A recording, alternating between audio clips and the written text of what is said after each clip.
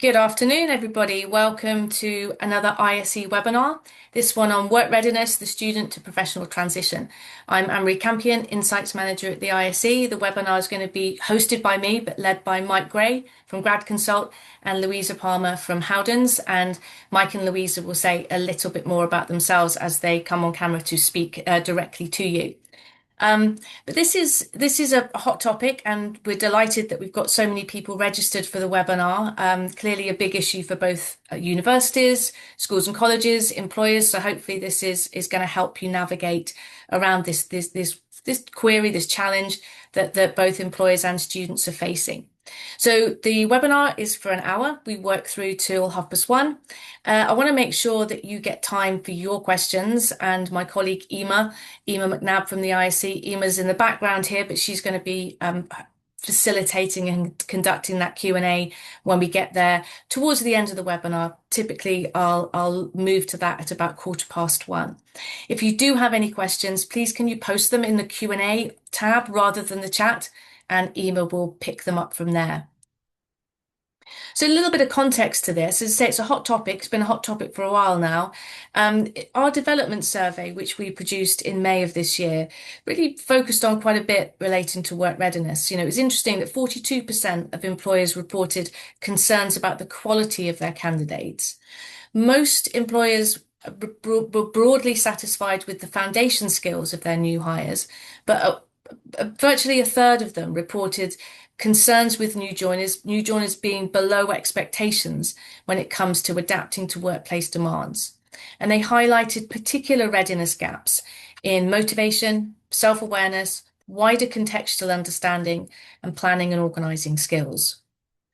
A third also reported a rise in performance issues with leavers, and that's up from only 12% back in 2022. And if you are, people I think are posting about access, the ISE development survey is there in its full glory out on our website for anybody to download, and a highlights, a snippet summary, if you will, from Dr. Claire Tyler is also there on the website together with some of our dashboards. So please use those and give yourself the full picture. It's not just us. The CMI event I went to recently had an interesting stat where they'd done some research with their line managers and with early careers hires. 6% of line managers had said their early careers hires were not work ready. 48% of those hires had said, yep, we're work ready. So there's also a disconnect there. So there's loads to go on here. Mike's going to talk through the research. Louisa and I are then going to have a conversation with the employer voice. So I will hand over to you, Mike, now to talk us through your thoughts. Thank you very much. So, share my screen. Okay, so I'm going to be talking to you today about our work with student to professional.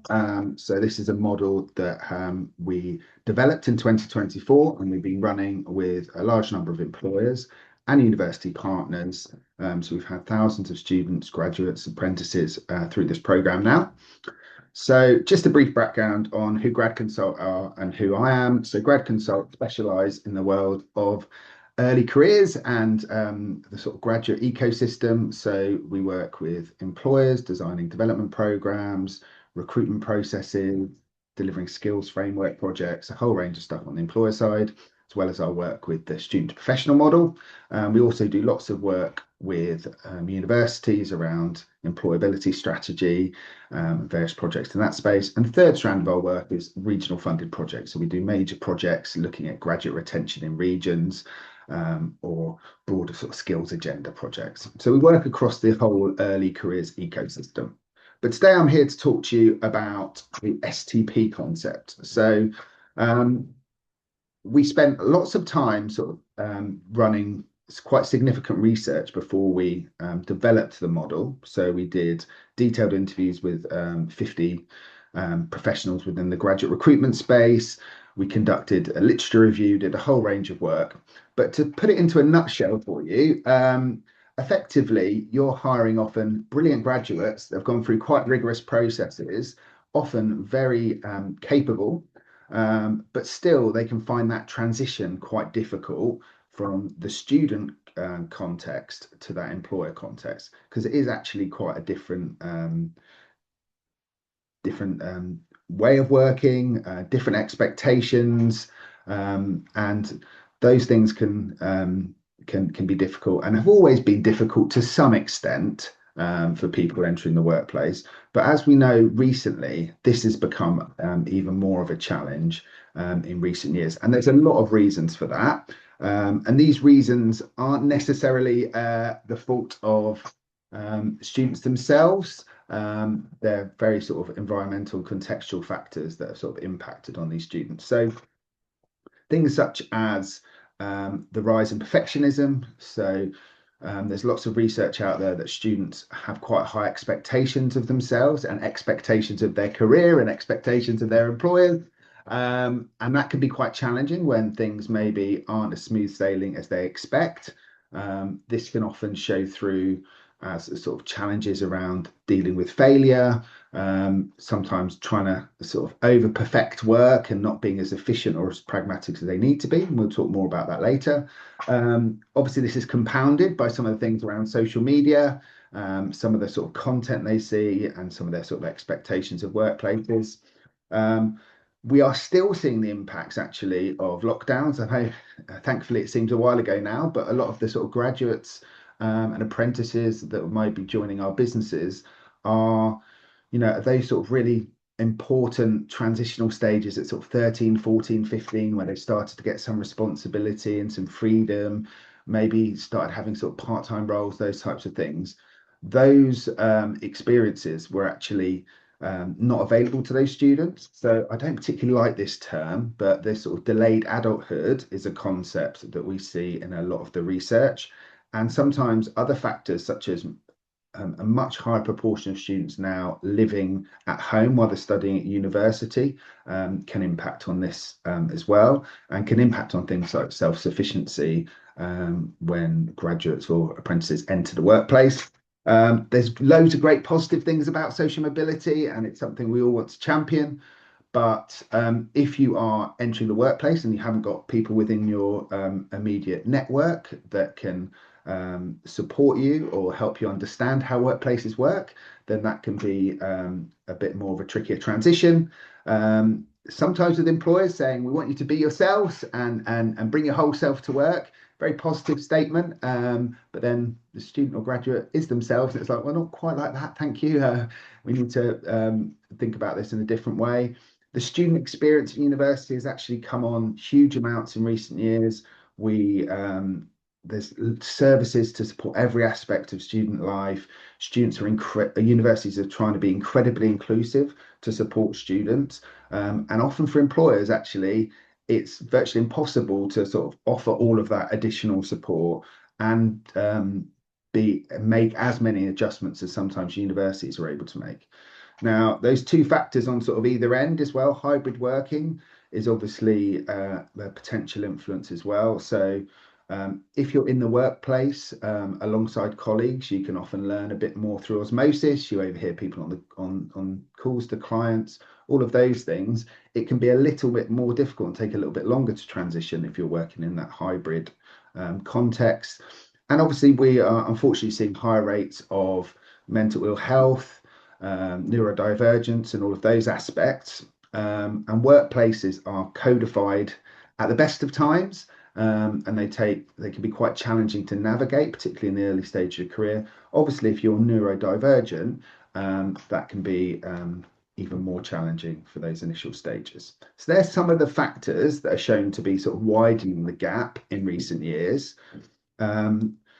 So what we did is we developed a 9-factor model, and I'm going to sort of briefly talk through the model now and what those 9 factors are. So pragmatism is the transition from sort of trying to score the highest possible grade in every assignment, often having maybe 6 weeks to complete an essay, to actually working to much shorter timescales, often much more challenging deadlines, and needing to sort of have that quest for efficiency. It isn't always about doing the very, very, very best piece of work. It's about doing the best piece of work you can do within the time frame given. And particularly for high performing students, that can be a particularly tricky transition. Fortitude, which is a word that we've deliberately chosen, which you might recognize as being very similar to another word that is slightly more contentious. The transition from education is obviously about, in education, you want to pass your exams, you want to get through to the next stage, and avoiding failure is the name of the game, really. Well, we all know that in workplaces, unfortunately, failure happens. Being able to adapt to that failure, being able to move forward from that failure is sort of a key part of working life. And trying to avoid failure can actually have as many negative impacts as the failure itself. So that fortitude one's quite an interesting one. Task navigation. In an educational background, the deadlines typically don't change unless they're granted an extension. If we think about a university example, they'll get a module handbook, they'll get the learning outcomes, they'll often get a marking matrix so they can see exactly what they're being assessed against, exactly how they're going to be scored, and things don't tend to change throughout the duration of that sort of project or assignment. We all know that work is much more ambiguous than that. Deadlines change all the time. Clients' needs change, and there's lots more factors and many more tasks often to be navigating at the same time. So that task navigation can be particularly difficult as well.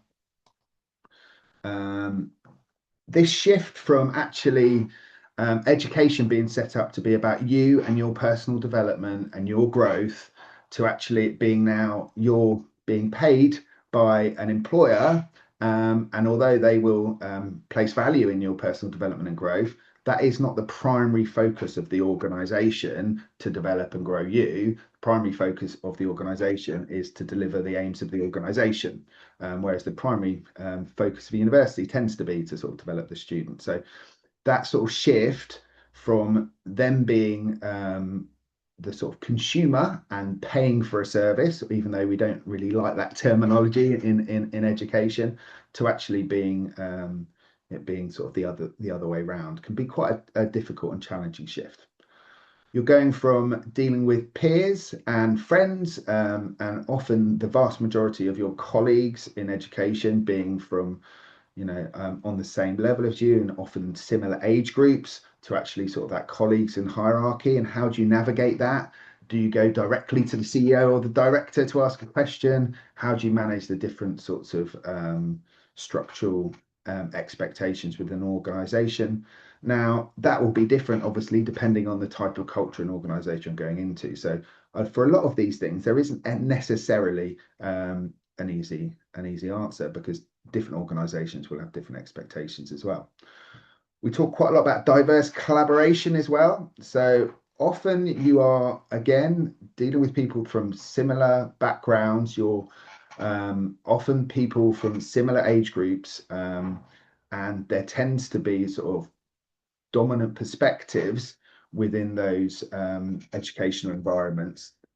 When you go into sort of the world of work, you might be working with somebody that's two generations above you, has a very different worldview to you, maybe didn't go and study in higher education, and you need to find ways to sort of work with them effectively, and often work alongside people that you wouldn't necessarily choose to work alongside, but find ways to sort of build those productive working relationships.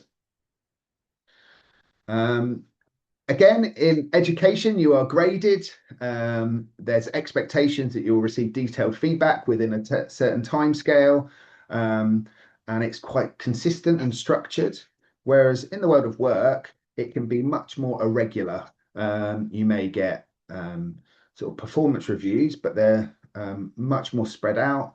And often you need to be able to assess how well you're doing and where you can improve, as well as having those inputs from the organization. So that self-awareness and the ability to analyze your own performance is important. Career navigation, again, you're going from something that's very almost like a ladder. You pass this level of education, you get through to the next stage. You pass this year, you get through to the next year.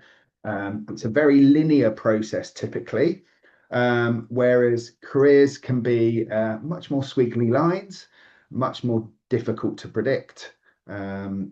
And understanding sort of how you navigate that and actually how you adapt to almost that planned happenstance of being able to identify opportunities and take opportunities when they come, and not always being able to be given a totally clear roadmap of like at the end of year one you will move on to this, and at the end of year two you'll move on to that. Now humans crave clarity more than anything else often, so this can be something that creates a lot of confusion and concern amongst some people in sort of the early career space as they're trying to work through it. Now, self-sufficiency is a very interesting one, and we're going to come on to some of these factors and what our psychometrics showing us, but also what the perception of managers and students is as well, because they're not always exactly the same. Self-sufficiency, you're going from an environment where everything is set up around you. You might be living on campus and there's everything is set up there to support you. To going into sort of that workplace where you have to, manage your own sort of social life and well-being. You have to make sure that you're able to turn up to work, ready to work consistently, manage that energy, take your holidays at a time that will mean that you can consistently show up and be your best self in the working environment. So that self-sufficiency is quite an interesting one, and it's a bit of a blind spot, as we'll come on to in a moment. So these 9 factors, in the initial psychometric that we developed, there was around 54 questions. That's now been streamlined, having been through sort of rigorous testing and lots of analysis. So now it's quite a streamlined 27 question survey. It's a short online test that the early careers hires take. Typically takes about 15 to 20 minutes, and then they're instantaneously sent a detailed development report. So they get their sort of where they are on each of those scales between student life and professional life, and then they get development suggestions depending on how far they are along that process. So there's about 19,683 versions of the report. And often our employers and sometimes the university partners that are using it within the curriculum or as part of some of their graduate transition programs, for example, they will test and retest their students and graduates to see how far along they've come, based on a graduate development program or based on completing an internship provision, for example. So in the pilot, we had just under 1,100 participants. Up to May, we have had about 800 participants. We've got about the same again before the end of the calendar year. Obviously, a lot of this activity happens in sort of induction processes and early careers. We're working with about 40 to 50 organisations currently with the STP model. But there's no statistically differences based on gender or ethnicity. There's some small differences based on older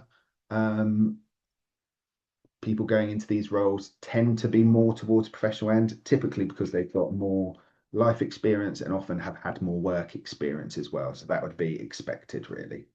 So some of the insights that I've got to share with you today. So this is based on the perceptions of early careers hires and the perceptions of managers in the workshops. So as part of the workshops that we run alongside the psychometric, we ask people to sort of rank which they think are going to be the most challenging and the least challenging. Interestingly, early careers hires put career navigation as the thing that they're going to find the most challenging. And as you will see there from their managers, they've got that in the bottom 3. And that is going to be based on a lot of factors. For example, that managers, when they're hiring someone onto a scheme, they want them to focus on being good at the job, learning how to be professional, learning how to deliver a good impact. And then that career navigation and the next step comes after that. But obviously for an EC hire coming into an organisation, they're quite focused on career navigation. They've obviously never had a career before, so it's something they recognise as something that they need to learn about or understand better or be able to transition to be successful. As you'll see from the managers there, they've got self-sufficiency as the top one. but that does not appear in the top three of what the early careers hires think will be most difficult. What is consistent is task navigation. So moving from that sort of quite structured, where everything's mapped out across the year in education, and it's balanced. So you're doing hopefully a reasonable amount all the way through the year, to sort of the world of work where you have periods that are absolutely crazy, some periods maybe a little bit more quiet, but where you have to manage a much more sort of complex range of tasks. And managers had flagged pragmatism, and early careers hires have flagged fortitude as well. But both groups actually have said that professional interaction and diverse collaboration are areas that, on average, they find less difficult. But we'll explore that a bit more in a moment when I share some of the key insights. So, from the actual psychometric data, so this is from the sort of thousands of people that have been through the process. Interestingly, across the 2 years that we've been running this program, the top three have remained entirely consistent. So pragmatism, task navigation, and self-sufficiency. So although the early careers hires don't identify self-sufficiency as being challenging, the psychometric flags that as an area that they're further towards the student side of.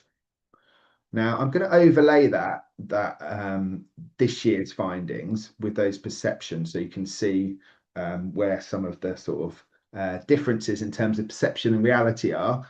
What's quite interesting is that the managers actually, their perceptions of where their early careers hires will or do struggle versus the reality is actually pretty bang on compared to the psychometric. So the sort of top three are exactly the same. And they're pretty close on those ones that they'll find least challenging as well. So managers have quite a reasonable perception. They're seeing it in the day-to-day working environment of those things that they'll find most challenging. So that's sort of across the 9 factors. So let's pick on a couple of the key areas, and we'll sort of talk through some of those sort of key insights that we can draw from this. So task navigation, it consistently appears as one of the most challenging shifts. The early careers hires believe it will be challenging. Managers observe they find it challenging, and the data from the psychometric across both years supports this. So if you're a university or an employer or any type of organization, you wanted to pick one factor to focus on, to think about how can we build this into an experiential learning experience in university, or how can we make sure that we're sort of giving students support on this aspect, or what's one thing we could flag to line managers that students and graduates might find difficult. Task navigating could well be that one thing. It is a big transition from education into the world of work. So that task navigation is an important one. Self-sufficiency is a bit of a blind spot. Managers observe it as challenging. That's supported by the psychometric results, but it tends to be ranked as one of the less challenging shifts by early careers professionals during workshops. So they tend to think that they'll be fine with it. It's a little bit of an element of Dunning-Kruger. They don't know what they don't know. And until it's flagged some of the issues that come, then they sometimes don't recognize that. So what we do is we take examples from our workshops with employers, and we use those to bring to life. So we've got a set of about 40 scenarios that are taken from genuine things that have happened in workplaces that relate to the STP, so that when we're doing sessions with apprentices or graduates, we can literally say, here's the manager's perspective, here's students' perspective, let's discuss this, let's think about how this plays out. So the early careers hires point of view is that they've got a few personal things to deal with outside of work. So they've had to take a few days of leave at various points recently. My manager seems quite uninterested and unsympathetic. Now, at one level, that can seem completely reasonable. Life happens. Sometimes you have to take time off, but obviously sometimes the impact on the team and the manager can feel quite different. So they've taken days off at short notice. They don't seem to appreciate that everybody else is managing all of this difficult life stuff as well. And now they're also having to cover their extra work. So this self-sufficiency is often about, turning up consistently, not letting the team down, being on time for meetings, being able to manage all the outside noise of what's going on in life, but still be present and capable within the workplace. Uh, Not always difficult, not always easy, as I'm sure we're all aware, but it's something that we see sometimes emerging as a challenge. Career navigation. So the insight here is that they tend to perceive it as more challenging than it is potentially. Often they have unrealistic expectations about how quickly that will happen. So they're wanting to sort of be moving on to the next step before they've necessarily established themselves within an organization sometimes. It's coming from a really positive space, that sort of real ambition to do well. But often it's about sort of showing them realistic examples of career progression, um, and maybe slowing them down a little bit and thinking, right, we focus on this, and then we can sort of look at those sorts of areas. So they're coming in with this real focus on career navigation. How do I get to the next step? Which for organizations sometimes feels like too early to be having that discussion. Diverse collaboration and professional interactions are areas where early careers hires find the transition slightly easier. I've put on average there because often the sorts of, I suppose, horror stories of where things have gone wrong, where people have refused to work with a certain type of person, or where somebody said something outrageous in front of a client or whatever it might be, tend to become very good anecdotes. So they do get sort of highlighted. So this isn't to say that these issues don't happen. It's just saying that on average, that they find it slightly easier to transition in those areas. So how we use the STP at an organisation level. So of course, there's a psychometric. You're able to do cohort analysis, so you can see where any particular areas where your cohort is struggling, and then you can have tailored development inputs. Then we run induction workshops for new hires. We deliver manager training resources, and often we test and then retest to be able to measure that progress and impact. So a few final things that are really important to understand, I think, from the STP. This transition has always existed. It's always been a challenge, but this gap has widened due to many factors. And the important thing really is it requires empathy on all sides. It isn't necessarily the fault of the early career hire. It's specific things that have happened to this cohort of individuals that have impacted their education, that have impacted their experiences, that impact their sort of social environment, that have created some of these challenges. It's also something that universities can't possibly fix on their own. And obviously, some people will say, well, it's employers' fault. They need to be doing better inductions. They need to be doing this, that, and the other. No induction process could cover every different aspect of these sorts of issues that can occur. So I think we need empathy on all sides. It's a collaborative approach, better understanding and creating that sort of shared language around this model can help us move forward more effectively. And interestingly, our data shows that from the workshops, it's the line managers that benefit the most. They really, really value getting to better understand the experiences and the challenges faced by the people that are going to be joining their teams, and it helps them to be in a position to better support them and be a better manager as well. And also it helps drive data informed development initiatives. So you've got data to support why you want to focus on specific skills and experiences. So that's it from me. There's a whole website there which has got a white paper of lots of resources and information that you're welcome to go and have a look at. If anyone wants to know more, wants a further discussion, they can email me. But I'm now going to hand back to Anne-Marie and Louisa, who are going to give the employer perspective. Lovely, Mike. Thank you very much. And any questions for Mike specifically based on that research, please post those in the Q&A. We will pick those up on, and if we don't have time to pick everything up, we will follow that up with you. But thank you, Louisa, for coming along to give an employer lens. I come from an employer background too, but I'm not going to talk about my experience because that's why we've got Louisa here from Howden. So thank you very much. Louisa, do you want to just say a little bit more about yourself and your role at Howden so people can understand the context of your views? Mhm. Of course, absolutely. And thank you, Anne-Marie. And great to see so many people on the session today. I think when the team came and asked for someone from Howden to speak. We thought this is a very topical issue for us, and it seems like it's resonating with a lot of other people as well, which is wonderful. I am Louisa Palmer. I'm our Global Early Careers Program Manager at Howden. What that means is I look after the strategy and delivery of our early career programs across multiple regions, so including the United Kingdom, but also the United States and other international regions where we have early career programs. And that includes apprenticeship programs, internship programs, graduate programs, and we're recruiting a wide range of talent, not just in our business facing roles, sort of broking, but also claims and across corporate functions as well. So the topic of work readiness has been pretty important for us, particularly as we look at the type of talent that has originally come into the insurance industry, and how we are sort of hoping to change that as well. For those who don't know, the insurance industry historically has been made up of those sort of already in the know, who have connections in the industry, who perhaps have already had exposure and opportunity through people they know, and have had opportunities to perhaps become more work ready.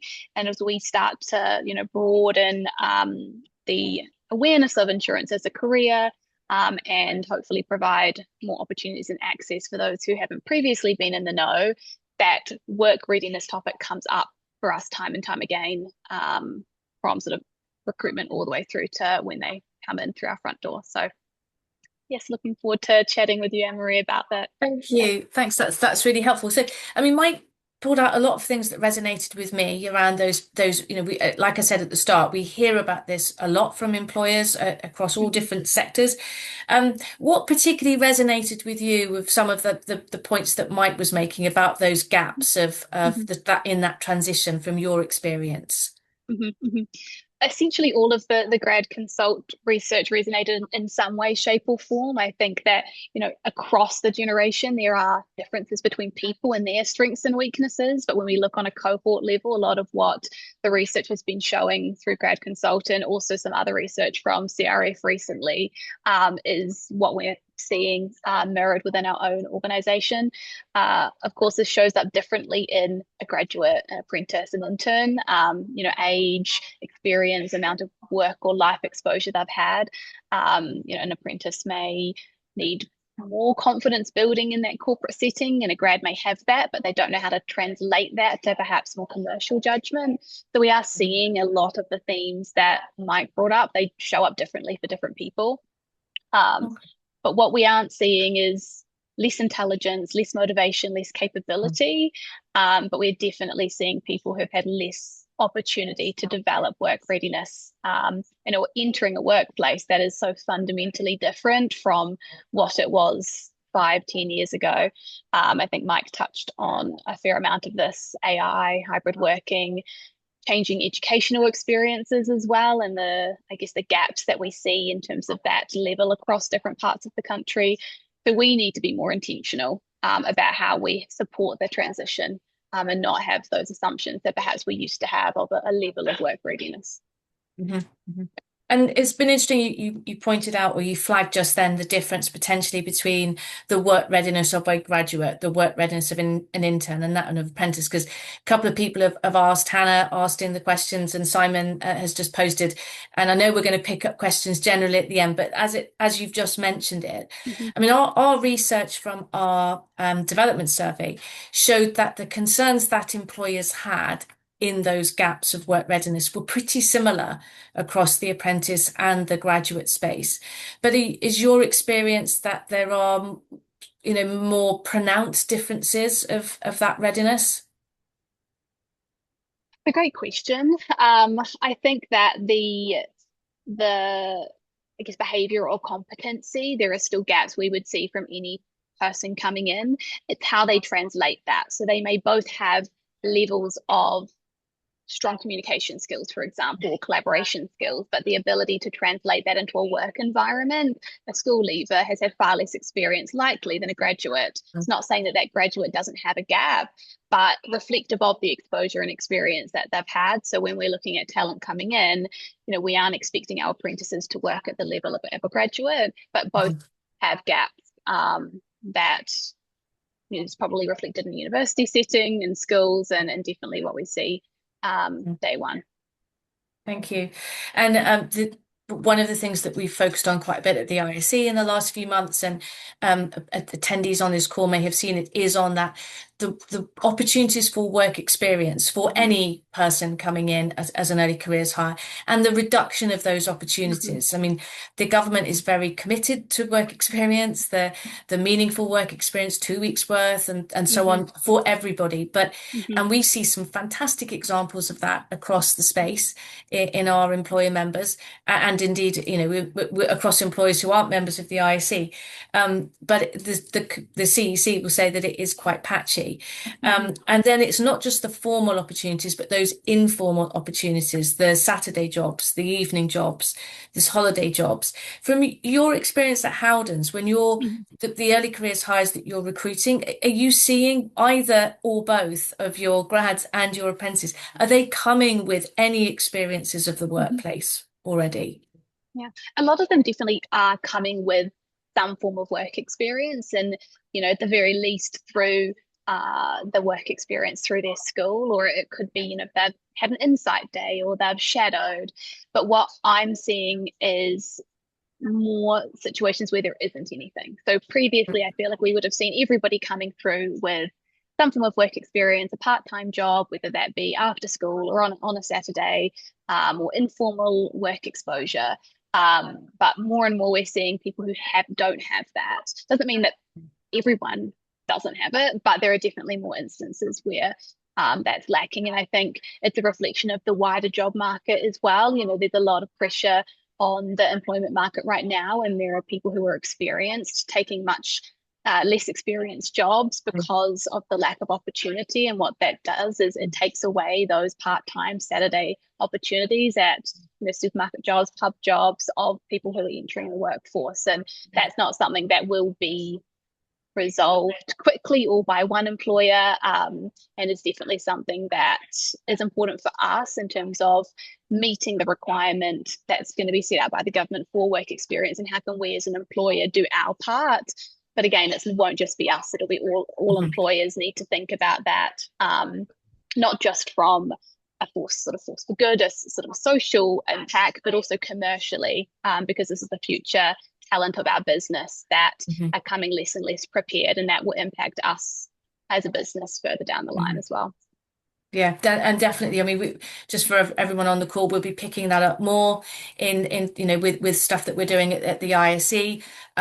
Someone's just posted a question on the chat about increases in employment costs, basically national minimum wage being a classic one, and yet I don't know, it was a 6 a.m. this morning, wasn't it? The sort of new Andy Burnham time to make new announcements, it seems, on support for the hospitality industry. Haven't had a chance really to get all over that yet, but I think and I know a lot of our colleagues on this call are from the university sector, and what I've heard from them a lot is that university students are also have many costs themselves, right, in their university costs and the cost of going to university. So they are doing part-time work that then takes the jobs of the kind of casual jobs away maybe from younger people who are still at school, but then also doesn't enable university students to do internships because they've still got part-time. So I think it's an ever sort of self-fulfilling issue, really, of the work, where the work experience is and what it provides. And it was really interesting, Louisa, you talked about the changing face of the workplace, and that's definitely what we're hearing a lot. Reshaping of roles, AI introduction being one reason for that. But can you say a little bit more from your experience about how that is impacting the work readiness of individuals? Because they weren't work ready in the past, you said, but now the environment's even more changeable. Yeah, absolutely. I think what that means is people coming into the workplace are just navigating more ambiguous environments where they're having to essentially be more effective in what they do, because technology and AI is going to start doing a lot of the learning groundwork, a lot of the administrative work, data entry, research, a lot of the area where young people used to be able to learn, make mistakes, and sort of grow those foundational skills, then needing to come in with a level of more confidence, being able to prioritize their work because that learning ground is I wouldn't say be taken away. And I think it definitely differs from organization to organization, role to role. But we will start to see a lot of that work be AI-ified, for lack of a better word. And so for us, it's more about, looking for their potential rather than are they work ready now? And it's a question we need to ask ourselves as an employer is, at what level do we expect them to come in at? And actually, what are we prepared to teach them? And I think as organizations, we need to look at what the bar we are setting as, and is that disadvantaging people who haven't had as much exposure to the world of work, as opposed to keep raising that bar. And I think there's I guess a tendency as we start to see more application avalanche, to raise that bar to help us narrow down candidates, but actually raising that bar, are we missing a lot of talent that we can teach what they need to know when they join us? And that, again, you've picked on quite, I'm trying to think which thread to pick up on. That whole idea about the volume of applications and what employers can do in order to manage it. Because I doubt that your team at Howden's is growing exponentially. That's not what we're hearing. It's doing more with less, both at employers and I'm strongly suspect also in university teams. So the temptation is to raise the bar, to say, okay, well, we'll just increase the level of the qualifications or make the cutoffs of psychometric testing higher. But as you say, the negative impact of that is that you're becoming more exclusive and not more inclusive, and Absolutely. that's not typically what employers want to do. And I was also recently hearing from another employer at the CRF event that I think you referred to, which talked about sort of phantom pipelines, where it's by raising the qualifications, you think, oh, great, well, we've got a cohort that's 100% oven ready to nail this job. But actually, no, it's because they've got the qualifications, but they don't have the other skills that is needed to nail the job. And so from your perspective at Howden's, in terms of your assessment, I mean, these skills like adaptability, problem solving, decision making, how can you give a sort of a brief idea to people on the call what you're doing to assess whether or not that person does have those capabilities or the potential for them? Yeah, absolutely. I think the biggest change that we made was to remove CVs from our process. I think we've always felt that CVs have been, a reflection of privilege and opportunity, and that experience you see doesn't always talk to someone's potential. And we're lucky to be in an environment where we get a green light on that and say, go do that, make the impact, which has been fantastic. And so we essentially, anyone who's eligible for our opportunities, right to work, the right level, they're a school leaver for an apprenticeship program, for example, goes through to the first stage of our process. And we work really closely with the team at Arctic Shores to be our first stage assessment. And some people on the call may know, essentially Arctic Shores is gamified task-based psychometric all around what they call, and I call now in collaboration with them, skill enablers, those things that essentially underpin someone's ability to learn new things and to develop new skills. Things like persistent efforts. Do you get up over and over again, and do you push forward in face of failure? Learning agility, cognitive agility, as well as a raft of other things. And we work really closely to tailor each of those assessments to the role, to the team, and to the program, so we don't have a sort of one size fits all. Of course, there are competencies that for us, for our framework as a business, are consistent throughout, who we are as a business and what makes people successful at Howden versus other organizations. But doing that intentionally has been a key part for us to see that potential.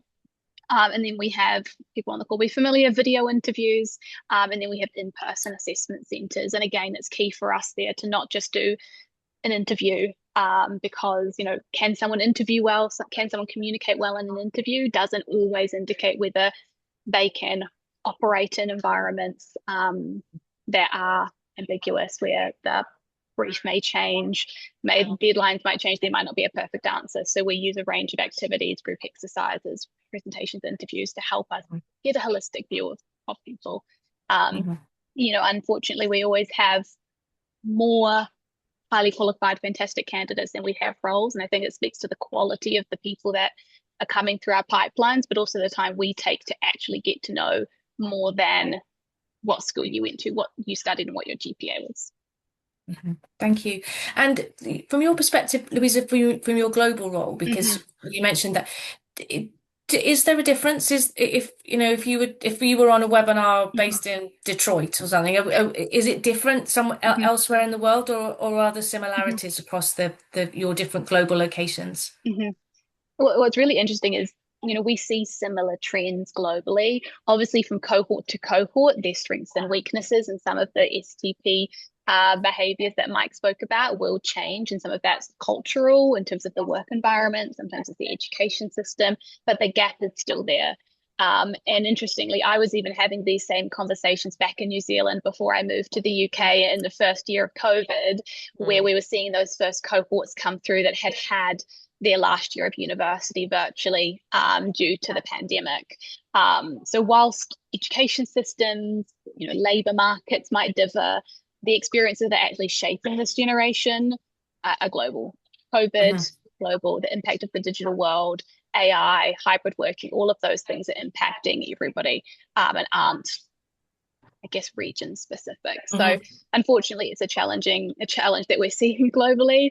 And I wouldn't even think it's just a young person issue. I think it's more about the environment that students are learning in and the opportunities that they're getting given. And it's obviously over impacting young people at the moment. Hmm. Thank you. And Mike, if you want to come back on camera, because there'll be questions both for everybody. And Ema, I know you've picked up some. There was one that I picked up that I particularly didn't want to lose, Mike, to come to you, which is around this. From the research that you've had, is it equally applicable to an apprentice candidate, a school or college leaver, as it is to a graduate? In terms of the trends and the gaps, if you will, are they equally representative of school and college leavers? Yeah, so I think as I sort of mentioned in my presentation, there is, and I think it's usually it's better to look at it like this. There is a bit of a correlation between age and how far along you are on the transition. So, as an example, I am with the FA next week at St George's Park. I was hoping to see the World Cup, but well, it won't be happening. But it's a nice place to visit nonetheless. But I've been working with their apprentices.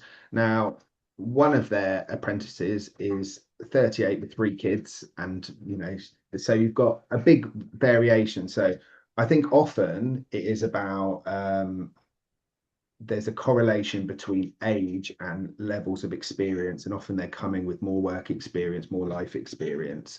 So you would expect them to be sort of further along the transition. So obviously, as an average, the apprentice might be younger than the graduate, Hmm. so you would expect a small difference. But generally, the same factors are showing up, the same things that they find challenging are the same things that graduates tend to find challenging. You also see differences. Obviously, if a graduate has done a placement year, they're much more likely to be further along the transition. So these things do sort of hold up across those different cohorts. There isn't major variations in terms of what apprentices struggle with and what graduates struggle with. Hmm. Hmm. Thank you. Ema, did you want to jump in with? I know Mm. you've kept a closer eye on some of the questions. Were there some things Yeah, that you wanted to throw out there? absolutely. So hello everybody. If I haven't met you before, my name's Emer McNabb and I'm head of memberships at the ISE. One of the questions that I would like to ask both of the panelists today is around the education system in terms of preparation for young people.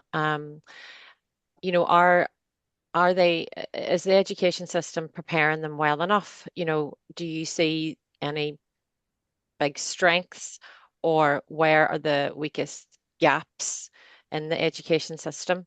I'll ask um, I'll ask yourself, Louisa, first, if you can answer All that one. right. Of course, happy to. It's really interesting, actually. I came out of the ISE Student Recruitment Conference, actually having quite a lot of conversations on this with some university representatives there. And I think there is a gap between the level of support provided in a university and a school setting in terms of accommodations and allowances for preferences compared to what would be I guess, okay in the workplace, or the how far an accommodation would go. So, and I actually had two conversations with people in the US and the UK that, for example, if a student is anxious about a presentation that they have in class, that there might be an accommodation at their university for them to either not do that presentation or to pre-record it and have it play in their class to be assessed, or to present it in a different format. And I think, not to criticize universities, but obviously creating inclusive and supportive environments is really important, but it raises a question for us. What happens when someone moves from that environment to where things can be adjusted into a workplace where the expectation is you will deliver what has been asked and the format has been asked, and potentially in front of someone external, not just internal. So I think it's a nuanced conversation. It sparked thoughts in my head around, if someone chooses not to do that, is there a presentation course the university has they must do in lieu? And obviously things differ from university to university and skill to skill, but I was really surprised when I heard that is how far down those accommodations had gone, and therefore I guess made it less surprising to me when we have, a host of interns in the summer, and that's something that they're really stressed and worried about, to do those presentations. Yes, that's a really good example and a good scenario. Mike, did you have anything to add on that? Yeah, I think it's a really interesting and challenging area. And the presentation one's a very specific issue because there was a legal precedent set by a very unfortunate case at University of Bristol involving suicide. So where the university did not make that accommodation, and now there's an expectation that they have to. So you have all these other outside influences on things like that. And obviously, but in general terms, I do agree that with best intentions, often people are, if you don't feel comfortable doing something, you're still not going to feel comfortable doing it when you're in the workplace. So you do have challenges, and we've had the thing with screens off and those sorts of expectations when it's been online events and all of those different aspects. So I definitely see that. In terms of whether universities could do more, I think they are doing more than they have done historically. I'm currently doing a project with the university on sort of placements and work-related learning. Often, obviously, the challenge, I think, if you look at all government policy, the answer is always more work experience. Let's do T-levels, more work experience. Let's have more apprenticeships. Let's have 3 million work placements at school level. Let's do more. Every student should do a placement at university. Unfortunately, the economy is not in a position to support that. So that is challenging. So I think universities are trying to look at scalable models where they can simulate some of these types of experiences at scale. And obviously, there's various organizations supporting that work as well. But it is a sort of challenging context. I think we always have to be aware that although a student might be at university for 3 years, they're actually on campus for about 18 months. And they've got quite an intensive subject to study as well. And we're constantly sort of asking universities to do more and more and more.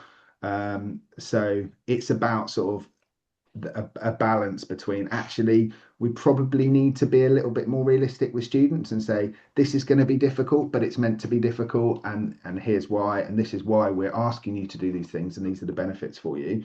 We have to be, universities have to do as much as they possibly can, but they'll never close the gap on their own. And there's so many brilliant employers that offer lots and lots of brilliant work experience, but occasionally do meet an employer that goes, we want people that have had work experience but aren't offering it themselves. And I think, if you want, you have to be part of the solution as well. So I think it's there's more to be done on all sides, but there always will be. There'll always be more work to do. And just picking up on that, the changes, there was a question on the national minimum wage and, the impact that has on young people, not just students at university, young people overarchingly, their ability to actually get part-time work. And we have a question then that leads into higher education institutions offering virtual work experience programs. So, from an employer's perspective, how do you at Howden actually view that virtual work experience? How valuable is that when you're assessing candidates, and what makes a virtual work experience truly meaningful as well? a great question and really interesting. Back in a previous life before I was at Howden, when I was in a different role, I ran virtual work experience programs with large universities across New Zealand, really successfully. And most of that was in the face of COVID, which stripped out all of that in-person work experience, right? And I think for us, the focus isn't on seeing that work experience, virtual work experience on a CV. So we don't have CVs. So we're not looking at virtual versus in-person work experience and looking at Right. the quality of which is better, which isn't. For us, it's actually what is that person learning and developing from a skill set perspective through that that's going to make them more successful in our strength-based process. So I would really encourage, I guess, the universities, whoever's running these, to be really intentional about mapping out a framework for learning and development that's virtual, because all of that learning by osmosis that you get in person isn't there. So you have to over structure opportunities to develop some of those skills. Great. Yeah. I very much echo that in terms of it's how you scaffold that learning and reflection, and it, and it's not, I think generally, I don't think anyone's making the argument that virtual internships is quite as good as being in an organization completing an internship. But the reality is, if you look at sandwich placements, only around 8% of students nationally complete a sandwich placement. And that has remained static for about 25 years. The student numbers have gone up, but relatively static. So we need to be thinking about, okay, what is the sort of 60, 70, 80% experience that we can give to students at scale? Yeah. Because ultimately, we're never going to get to 40, 50, 60, 70% of students completing a year in industry before they graduate, for example. And the same applies to internships and all of those other things. What we also see is when the economy is not great, obviously, you're a bit locked in on your apprenticeships. You want to retain your graduate scheme. The sort of placement and internship numbers often fluctuate as well, because they're sort of a tap that can be turned on and off a little bit more easily. So there is always acute supply and demand issues in that area, and obviously currently it's even more intensified. So we need to look at other models, because frankly it's the only way to deliver it to scale. Yeah, it's interesting you say sandwich. It's been a while since I've heard that, sandwich courses. Thanks for bringing that up. That's kind of all the questions I have on my side, Anne-Marie. If there's anything else from your side.